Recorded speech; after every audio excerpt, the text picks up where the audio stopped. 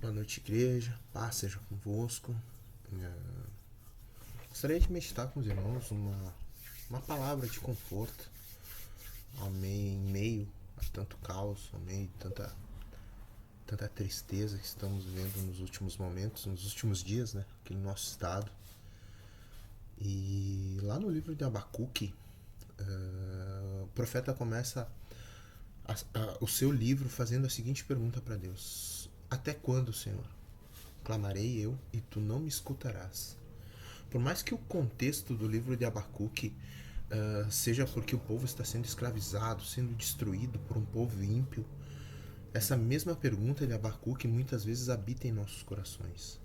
Quando enfrentamos qualquer tipo de problema e nos perguntamos o porquê disso. Será que é Deus que faz estes problemas que muitas vezes permeiam as nossas vidas? Estes desastres que acontecem e nos perguntamos de onde vem todo esse mal? Foi Deus quem o criou? Se lermos Isaías 45, lá no versículo 7, diz assim: Eu formo a luz e crio as trevas, eu faço a paz e crio o mal. Eu sou o Senhor, faço todas as coisas. Muitas vezes interpretamos este versículo e achamos que é Deus mesmo que faz com que tudo isso aconteça. Todas essas tragédias, mas precisamos entender que o mal que está aqui nesse capítulo, nesse versículo de Isaías, não é no sentido de que Deus é um Deus ruim, um Deus maldoso que faz as coisas acontecerem para prejudicar a sua criação. E sim o mal que Ele mesmo nos mostra a não praticarmos. Um exemplo bem simples disso que estou falando é o pedido que o próprio Deus faz para Adão. E muitas vezes quando lemos esse versículo, a gente não consegue interpretar ele muito bem porque a gente não se pergunta. A gente lê e muitas vezes não se pergunta. Mas olha só o que diz lá em Gênesis capítulo 2, versículo 17. Mas da árvore do conhecimento do bem e do mal, dela não comerás. Porque no dia que dela comerdes, certamente morrerás. Porque no dia que dela comerdes, certamente morrerás. A grande pergunta que devemos fazer aqui é: se não éramos conhecedores do bem e do mal antes de comer o fruto, como poderíamos saber que morrer é algo ruim? Adão, naquele momento, irmãos, antes da desobediência daquilo que Deus havia pedido para ele, Adão era imortal. Podemos confirmar isso lá em Gênesis, no capítulo 3, versículo 22, que diz assim: Então disse o Senhor: Eis que o homem é como um de nós, conhecedor do bem e do mal, esse um de nós, sabendo o bem e o mal. Ora, para que não estenda a sua mão e tome também da árvore da vida e coma e viva eternamente.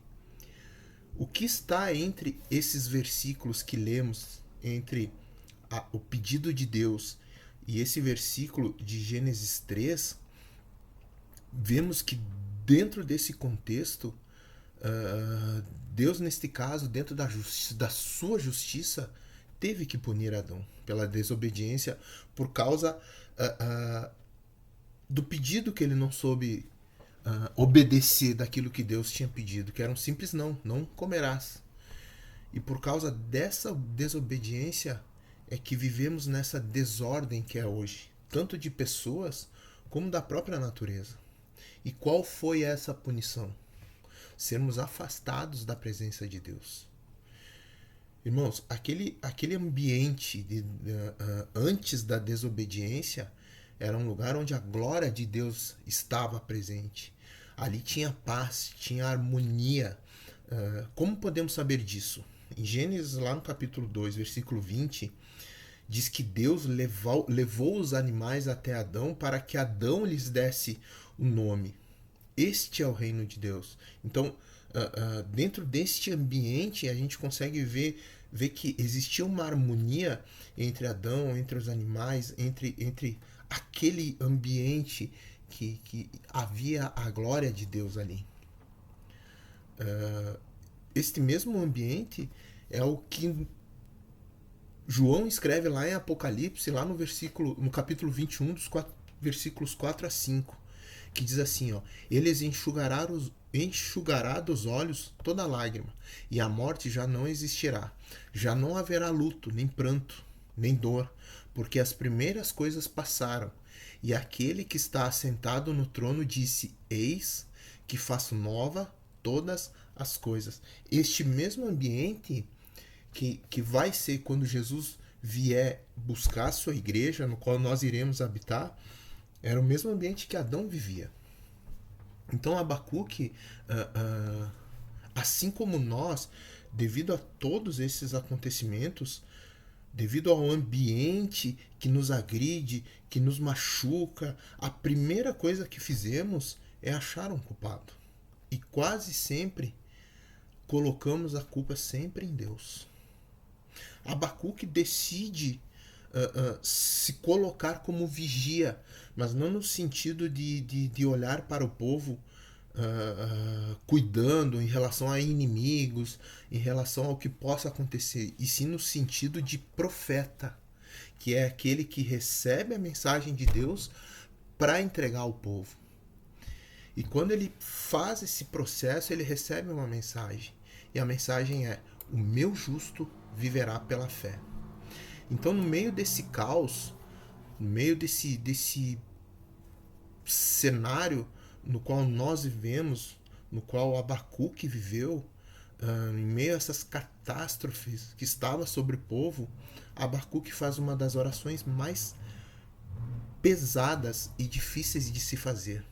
Ele diz lá em Abacuque, capítulo 3, dos versículos 17 ao 18: Ainda que a figueira não floresça, nem haja fruto na vide, o produto da oliveira minta, e os campos não produzam mantimento, as ovelhas sejam arrebatadas do aprisco, e nos currais não haja gado, todavia eu me alegro no Senhor, exulto no Deus da minha salvação. Então, irmãos, por mais triste que seja o momento atual, por mais dolorido que seja saber que pessoas foram mortas e muitas estão desaparecidas, aqui nessa terra somos apenas forasteiros, irmãos. A nossa pátria é lá no céu. Então gostaria de terminar essa meditação com uma promessa que Paulo escreve lá em 1 Coríntios, capítulo 2, no versículo 9. Mas como está escrito, as coisas que olhos não viram, nem ouvidos ouviram, nem penetram no coração do homem, são as que Deus preparou para aqueles que o amam. Deus abençoe.